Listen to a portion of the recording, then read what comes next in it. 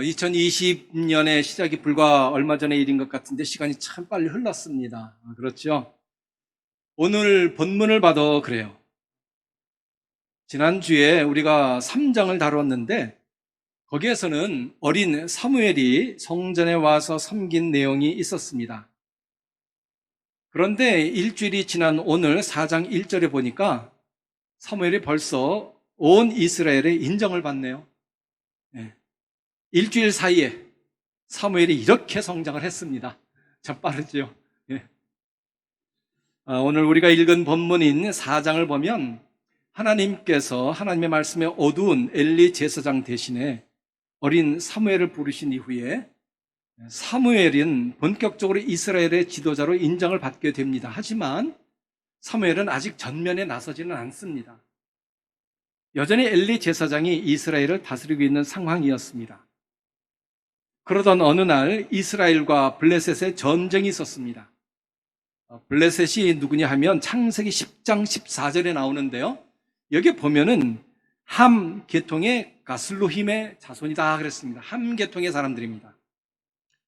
지금의 팔레스틴이라고 하는 말이 바로 블레셋에서 나온 말이라는 것 여러분들 잘 아시리라 믿습니다. 우리가 잘 아는 골리앗, 이 사람이 바로 블레셋 출신이죠.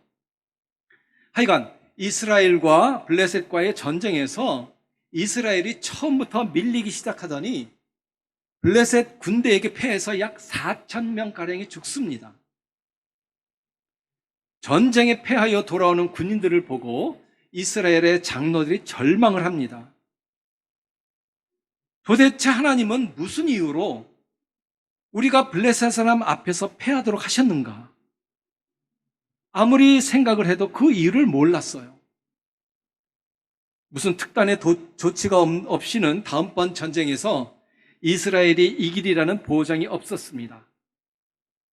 그러다가 그들이 내린 결론은 이겁니다.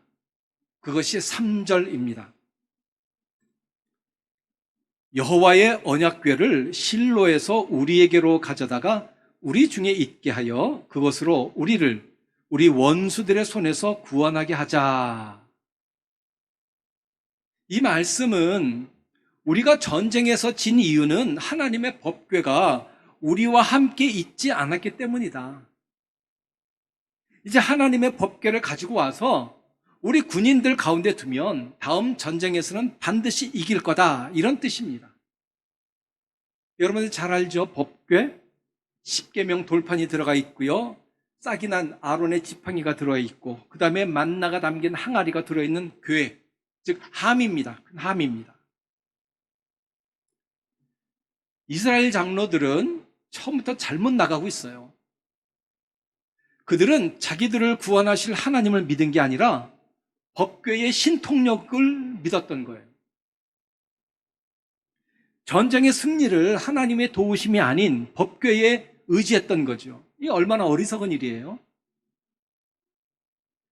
전쟁의 승리는 법궤가 있느냐 없느냐에 달려있지 않습니다. 하나님에게 달려 있어요.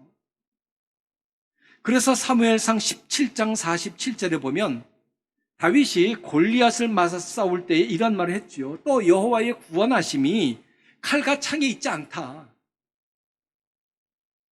여호와께 전쟁이 속했으니 그가 너희를 우리 손에 넘기시리라.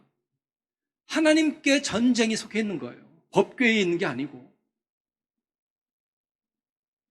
전쟁의 승리와 패배는 하나님이라는 사실을 이스라엘 사람들은 몰랐습니다. 법궤만 있으면 전쟁에서 승리할 수 있으리라, 이렇게 믿었어요. 이런 생각이 참 미신적인 신앙입니다. 나라의 지도급에 있는 사람들이 이런 생각을 할 정도라면 일반 백성들은 어떻겠어요? 두말할 나위 없죠. 사람들은 장로들의 말을 듣고 엘리가 있는 실로에 가서 하나님의 법궤를 가져왔습니다. 이때에 홈니와 비느하스가 법궤를 따라 같이 옵니다. 여러분 기억하시죠? 하나님은 분명히 엘리 제사장에게 아들 둘이 한날에 죽으리라 하셨습니다. 사무엘상 2장 34절이죠. 내 두 아들 홈니와 비느하스가 한날에 죽으리니 그 둘이 당할 그 일이 내게 표징이 되리라. 홈리와 비나스가 함께 전쟁터에 가게 되었는데 본문에 보니까 엘리의 반응이 어떤지 전혀 나와 있지가 않아요. 엘리가 정말 하나님을 두려워했다면 자라보고 놀란 가슴, 소뚜껑 보려고 놀란다 이런 말이 있지요. 그래서 두 아들이 함께 갈 때에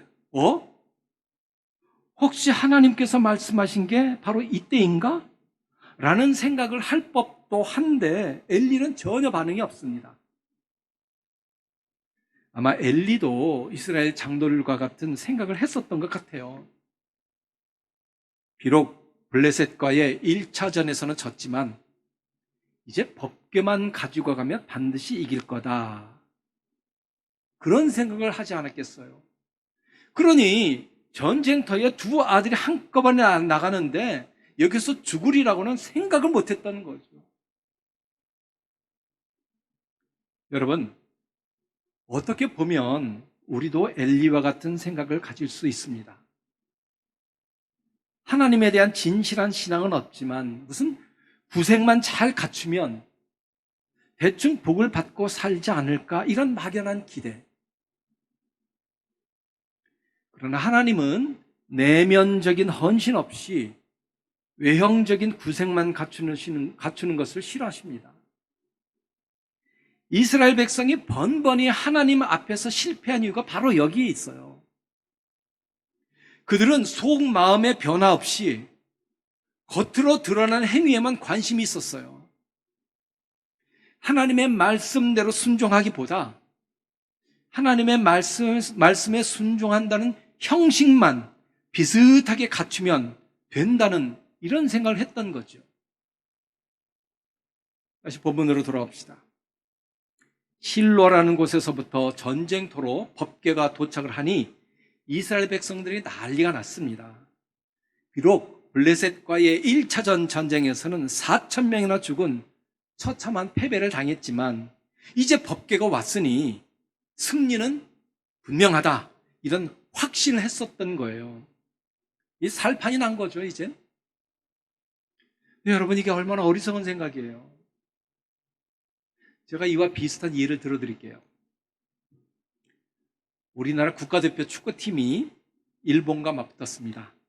여러분, 일본 나가면 무조건 우리가 이겨야 되죠? 뭐를 하든지 이겨야 돼요, 무조건. 이 월드컵 4강 진출이라는 전적을 유감없이 발휘하기 위해서 이제 일본과 맞서 싸우는데 일본 한 10대 빵 정도로 박살을 낼 줄 알았는데 말이죠. 그게 웬일이에요, 이게?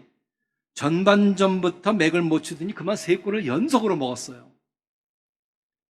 그래 모든 사람들이 절망과 슬픔에 쌓여 있었습니다. 그러다가 축구협회 임원들이 모였습니다.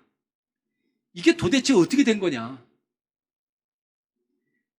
안 되겠다. 지금 당장 히딩크가 입었던 옷과 신발을 가져와서 운동장에 두면 후반전에는 우리가 반드시 이길 거다. 그렇죠. 모두들 맞다. 우리가 왜 이걸 몰랐을까? 이러면 급히 사람을 보내서 물건을 가져오도록 했습니다. 그래서 젖은 땅에 먼지 나도록 달려가서 대한축구협회 회관에 보관되어 있는, 있는지 없는지 몰라요. 제가 그냥 예를 만든 거예요. 보관되어 있는 히딩크의 양복, 그가 신었던 신발을 가지고 왔습니다. 이것을 본 관중들과 선수들이 드디어 흥분하기 시작했어요. 왜요?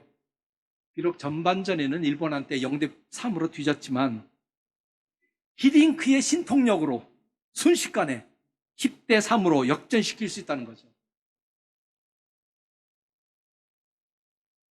여러분, 이게 말이 되나요? 히딩크가 아무리 명장이라고 해도 그의 옷과 신발에 무슨 신통력이 있겠어요? 하지만 사람들이 이걸 몰랐던 거죠. 이것만 갖고 오면 다 된다고 생각을 했었던 거죠. 똑같았어요. 이스라엘 백성들이.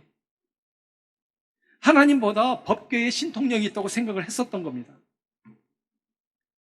그래서 법궤가 오자마자 전쟁을 하기도 전에 이미 이긴 것처럼 야단법석이었습니다. 이스라엘 백성의 환호가 얼마나 요란스러웠는지 그 소리가 블레셋 진영까지 들렸습니다. 이 상황이 이제 반전된 듯 했어요. 낙담했던 이스라엘은 드디어 신이 나서 흥분했고 초반 전쟁에서 이겼던 블레셋은 이제 두려워 떨기 시작했습니다. 온 이스라엘 백성의 이 법궤 때문에 승리하리라는 허망한 신앙에 사로잡혀서 흥분을 했는데 이런 망상이 도대체 누구 때문일까요? 물론 자신들의 엉터리인 믿음 때문이기도 하겠지만 그 1차적인 잘못은 당연히 엘리와 그 두 아들입니다. 그들이 제사장 노릇을 제대로 못하니까 백성들이 하나님에 대해서 알 턱이 없는 거예요. 그러니 그들도 자기 좋아하는 대로 하나님을 이용을 하는 거죠. 이스라엘과는 반대로 블레셋은 불안감에 휩싸였습니다. 8절에 보니까 블레셋 군인들이 절망해서 이런 말을 해요. 우리에게 화로다.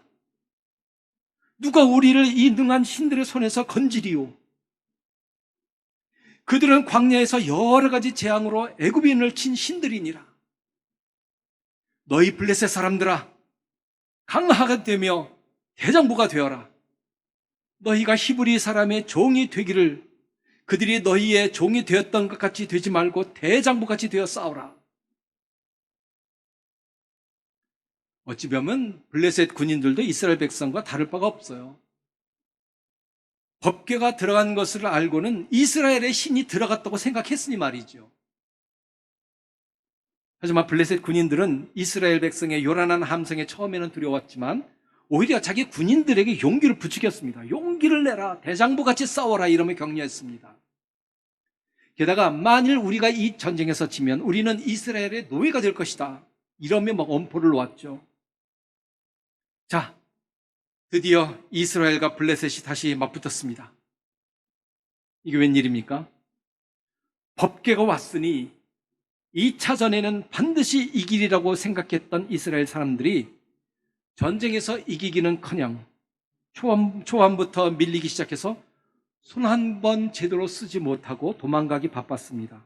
이때 죽은 자가 자그마치 3만 명입니다. 이 숫자는 처음에 전쟁에서 죽었던 그 4천 명보다 무려 7배나 더 많은 숫자입니다. 그뿐이 아닙니다. 엘리의 두 아들 홈니와 비느하스도 죽었고 그들이 그렇게 소중하게 모시던 하나님의 법궤마저 블레셋 사람들에게 빼앗기고 말았습니다. 블레셋 군인들이 얼마나 의기양양했겠어요. 드디어 자기네들이 이스라엘의 신까지도 이겼다 이런 자만심에 들떠있지 않았겠습니까? 이스라엘 사람들이 말하는 여호와는 애굽 군인들을 바다에 몰살시킨 신이었지만 자기들한테는 꼼짝 못하는 신이라고 생각을 했겠죠. 자기들이 이겼으니까요. 그래서 자기들이 이스라엘의 신을 이겼다며 난리가 났고 이스라엘의 신도 별게 아니라는 생각으로 기분이 아주 좋았을 겁니다. 이때 이스라엘 백성 중 베냐민 사람 하나가 전쟁에서 겨우 살아남아 탈출했습니다. 그리고는 엘리 제사장이 있는 실로까지 달려왔습니다. 전쟁을 치르던 에벤에셀에서 실로까지의 거리가 약 37km입니다. 그러니 그가 뛴 거리는 지금 마라톤의 거리보다 약 10km가 적습니다. 그래도 상당히 먼 거리예요. 37km라면. 또 여러분들에게 예를 들어드릴게요. 이게 어느 정도 거리냐면 서울역에서 제물포역까지의 거리입니다. 여기를 뛰어왔어요. 베냐민 사람이 실로에 가까이 왔을 때 엘리는 길 곁 자기 의자에 앉아서 전쟁의 소식을 기다리고 있었습니다. 불안했어요. 법궤가 어떻게 됐는지. 그는 마음을 졸이며 기다렸습니다. 왜 마음을 졸였을까요? 어떤 예감을 한 건 아닐까요?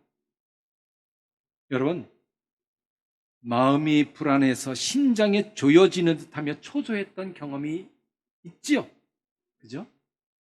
그럴 때 여러분 뭐 하세요? 우왕청심한 사드십니까? 죽느냐 사느냐의 위기의 순간에서 우리가 할 수 있는 일이 있다면 그건 뭘까요? 기도예요. 우리는 평소에도 기도를 하지만 위기의 순간에는 더욱 기도해야 합니다. 하지만 엘리는 이런 면에서 굉장히 실망스러웠어요. 그는 불안을 느끼면서도 하나님께 기도하지 않았어요. 초조하게 전쟁의 소식만 기다릴 뿐이었습니다. 전쟁터에서 도망 나온 베냐민 사람이 성에 들어오자 사람들이 그를 보고 이미 전쟁에서 진 거를 알았습니다. 모두 슬픔에 빠졌습니다. 절망에 빠졌습니다. 울부짖었습니다. 하지만 눈이 어두웠던 엘리, 그의 귀에 요란한 소리만 들렸을 뿐이죠. 사람들이 이렇게 시끄럽게 하는 소리가 무슨 일이냐? 눈이 어두워서 사태가 어떻게 돌아가는지 엘리는 전혀 알지 못했습니다. 그때 베냐민 사람이 달려와서 엘리에게 말합니다. 제사장님, 저는 진에서 나온 베냐민 사람입니다. 그래, 전쟁이 어떻게 되었느냐? 이스라엘이 졌습니다. 많은 사람이 죽었고 당신의 아들 홈니와 비느하스도 죽었습니다. 또 갖고 나갔던 하나님의 궤도 빼앗겼습니다. 엘리는 처음에 자신의 귀를 의심했을 겁니다. 그도 하나님의 법궤를 빼앗기리라고는 생각지 못했을 겁니다. 빼앗길 줄 알았다면 법궤를 쉽게 내줬겠어요? 또 자기 아들들이 그 전쟁터에서 죽으리라고 생각이나 했겠어요? 죽을 줄 알았더라면 아들들 내보내지 않지요. 법궤를 가져간 이스라엘 군대가 블레셋에게 지다니 도무지 상상할 수 없습니다. 하지만 현실은 현실입니다. 엘리는 하나님의 궤가 블레셋 군대에게 빼앗겼다는 말을 들었을 때 자기 의자에서 뒤로 자빠져서 목이 부러져 죽었습니다. 이때 엘리의 나이가 98세입니다. 40년간 이스라엘을 다스린 엘리의 마지막이 이 순간이었습니다. 40년이란 세월, 이 얼마나 긴 세월입니까? 엘리는 자기에게 주어진 시간을 허송세월했어요. 자기의 이력서에 이렇다 할 자랑스러운 것이 없었습니다. 그의 이력서에는 부끄러움 뿐이었습니다.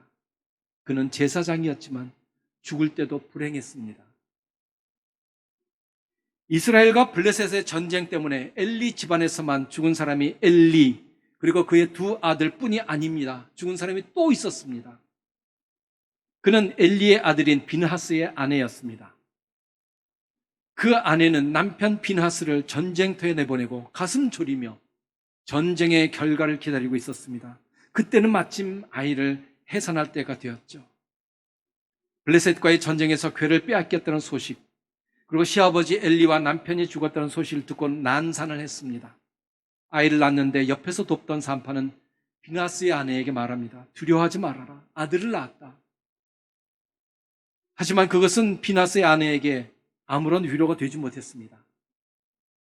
하나님의 영광이 이스라엘에서 떠났으므로 아이의 이름을 이가봇, 즉 영광이 떠났다라고 짓고는 죽었습니다.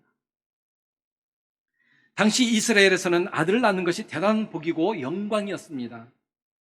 그러나 이제는 아들을 낳은 것이 영광이 아니었습니다. 엘리의 집안에서, 그리고 이스라엘에서 하나님의 영광이 떠나갔는데 아들을 낳은들 그게 무슨 소용이 있겠습니까? 엘리 가정에서 하나님의 뜻을 따라 제대로 산 사람이 거의 없었지만 그래도 한 사람 겨우 찾자면 비느하스의 아내가 아닐까 합니다. 이 여인은 성경에서 여기에 단 한 번 나옵니다. 이름도 없습니다. 그러나 이 여인은 하나님의 영광이 떠난 결과가 얼마나 비참하고 불행한 일인 줄 알았습니다. 그래서 아들의 이름을 이가봇, 하나님의 영광이 떠났다, 이렇게 지었던 겁니다. 사랑하는 여러분, 우리는 오늘 본문을 대하면서 어쩌면 이스라엘 백성이 이렇게 무지할 수 있는지 놀라게 됩니다. 하나님을 몰라도 정말 이토록 모르니 어찌 하나님의 백성이라고 할 수 있겠어요? 그런데 여러분, 이게 남의 얘기가 아닙니다. 자칫 잘못하면 우리도 이와 똑같은 경험을 할 수 있습니다. 하나님을 믿고 의지하는 신앙이 아니라 하나님 때문에 생긴 어떤 물건, 예배 형식에 더 의존할 수가 있다는 거죠. 성경책만 잘 간수하면 복을 받는다. 예배 시간에 딴 생각하고 딴짓해도 그 시간에 그냥 교회에 와 있으면 하나님께서 복을 주실 거다. 뭐 이런 생각을 하는 거예요. 하지만 이런 생각은 아예 애초부터 잘못된 겁니다. 하나님은 우리의 마음을 바치는 신앙을 원하시지 거칠의 신앙을 원하시는 게 아니에요. 사람은 사람의 겉모습을 보고 판단하지만 하나님은 우리의 속 마음을 보십니다. 아무리 내가 예배 시간을 잊지 않고 나와 앉아 있어도 하나님을 기뻐하며 진정으로 그분 앞에서 내 마음을 드리지 않는 한 우리가 드리는 예배는 아무런 의미가 없습니다. 이건 영상을 통해 예배 드리는 각 가정에서도 마찬가지입니다. 마음을 다하지 않는 예배는 하나님께서 받지 않으십니다. 이스라엘 백성에게 아무리 법궤가 소중하고 그 속에 진귀한 물건이 들어있다고 해도 그것은 하나님이 아닙니다. 하나님을 의지하지는 않으면서 형식적인 어떤 행위만 하면 모든 일이 하나님의 은혜로 잘 풀리리라, 이런 생각은 미신입니다. 미신. 그건 신앙이 아닙니다. 이런 미신은 건강한 신앙을 파괴시켜버립니다. 무서운 일입니다. 사랑하는 여러분, 우리는 오늘 본문에서 무엇을 알게 됩니까? 저는 다음과 같이 몇 가지로 요약을 해드리려고 합니다. 첫째, 하나님의 경고를 무시하면 반드시 실패한다입니다. 여러분, 우리 몸에 이상이 생기면 반드시 사인이 와요. 경고음이 울리는 거죠. 그걸 무시하면 호미로 막을 걸 가래로도 못 막는 불행한 일이 생깁니다. 우리의 믿음 생활에서도 마찬가지입니다. 우리가 잘못된 길로 나갈 때 하나님은 우리에게 반드시 경고를 보내세요. 이런 경고 무시하면 큰일 납니다. 근데 많은 분들이 하나님이 보내시는 경고를 무시하고 살아요. 왜요? 하나님은 사랑의 하나님이신데, 에이, 하나님께서 이거 눈 감아 주실 거야. 이거 이해해 주시겠지. 하지만 우리는 분명히 알아야 됩니다. 하나님은 사랑의 하나님이시지만 그러나 동시에 공의의 하나님이라는 사실 말이에요. 우리가 하나님의 이 두 성품을 제대로 이해하지 못할 때 우리 믿음의 균형이 깨져요. 불균형이 생겨요. 그러면 어떤 일이 벌어져요? 믿음이 자라지 않습니다. 그리고 엉뚱한 길로 빠져요. 사이비가 되는 거예요. 성경을 통해서, 설교를 통해서, 내 주위에 있는 사람들의 말을 통해서, 그리고 내 주변의 환경을 통해서 하나님께서 주시는 경고음에 민감하시기를 바랍니다. 둘째, 회개의 기회를 놓치지 말라입니다. 하나님은 그 말씀하신 대로 이루세요. 회개할 시간을 주었으나 그 시간을 헛되이 보내면 후에는 절대로 돌이킬 수가 없어요. 우리는 기회가 있을 때에 그 기회를 놓치지 말아야 합니다. 그리고 우리에게 말씀을 통해서 깨달음이 있을 때에, 찔림이 있을 때 속히 회개하고 바로 돌아서야 합니다. 죄를 짓고 나서 우물쭈물 버틸 게 아닙니다. 버틸 게 따로 있지. 죄 짓고 나서 버티겠어요? 기도할 염치가 없는데요. 지난번에 똑같은 죄를 지었었는데 이번 또 지었어요. 그렇게 염치가 없어도 해야 됩니다. 그래야지 내 영이 살아요. 오전에도 말씀드렸지만 다윗이 밧세바와의 간음 사건으로 하나님의 진노를 샀을 때에 나단 선지자의 책망을 들은 다윗은 핑계대지 않았습니다. 말을 돌리지도 않았어요. 나단 선지자에게 내 앞에서 그런 말 하지 말라, 이런 명령도 하지 않았습니다. 하나님 앞에 회개했어요. 그래서 다윗이 하나님의 인정을 받고 살아갈 수 있었던 겁니다. 우리 역시 죄를 지었다면 핑계댈 생각을 해서는 안 돼요. 두말하지 말고 즉시 그 자리에 엎드려서 회개해야 됩니다. 방법은 이거밖에 없어요. 셋째, 아무리 하나님의 거룩한 물건이라고 해도 하나님보다 그것을 더 의지하면 아무런 소용이 없다입니다. 우리가 믿음 생활의 연조가 깊으면 깊을수록 이상한 습관이 생겨요. 바리새인과 같은 그런 습관이 생겨요. 그럼 희한하죠. 저도 마찬가지예요. 그래서 그 습관이 어떤 행동의 기준이 돼버려요. 그래서 다른 사람들이 내가 하는 것처럼 하지 않으면 믿음 생활 제대로 못하네, 이런 생각을 하게 되는 거죠. 그리고요, 그것이 점점 커서 나중에는 모든 선택과 결정을 하나님의 말씀이 아닌 자기의 습관에 따라 합니다. 아주 무서운 죄예요.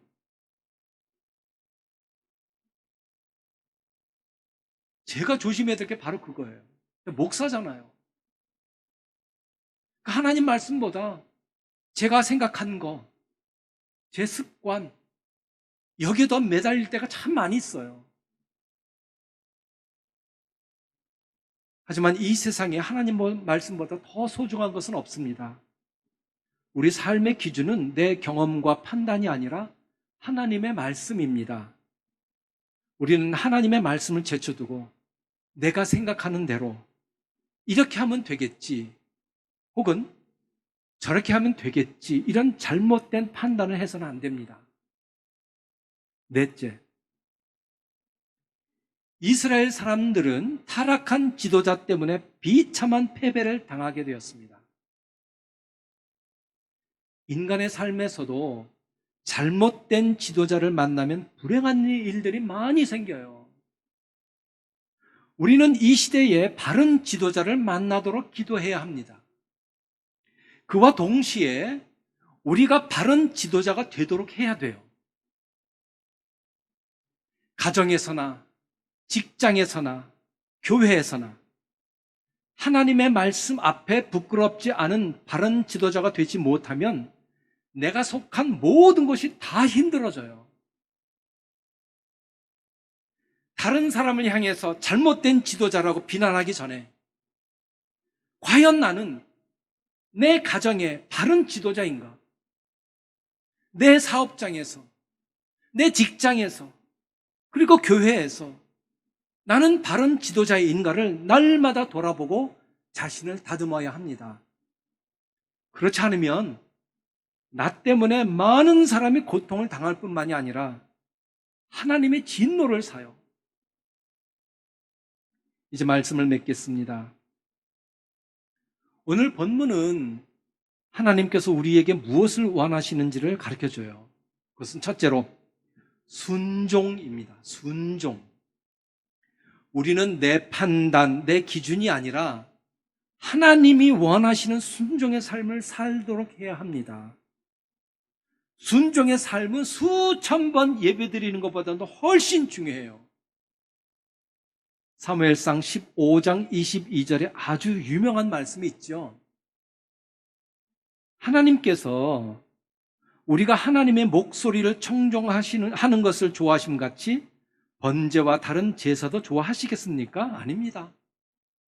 순종이 제사보다 낫고 듣는 것이 수량의 기름보다 훨씬 낫습니다. 라고 사무엘이 사울 왕에게 얘기한 거 기억나시죠? 우리가 하나님의 말씀 앞에 무릎을 꿇지 않으면 우리는 형식적인 신앙인이 될 뿐입니다. 형식적인 신앙인은 하나님을 모르는 불신자보다 더 위험해요. 왜냐하면 자기 생각으로 하나님을 이용하려 들기 때문입니다. 둘째로, 하나님께서 우리에게 원하시는 것은 회개입니다.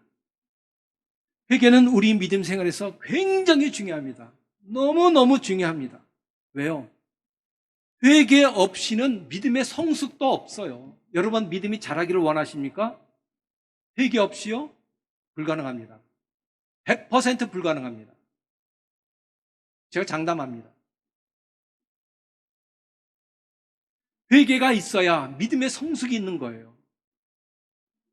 우리가 나중에 7장에서 보겠지만 미스바에 모인 이스라엘 백성이 자기들의 죄를 회개하자 그때에 비로소 하나님께서 이스라엘 백성들에게 은혜를 베푸셨어요.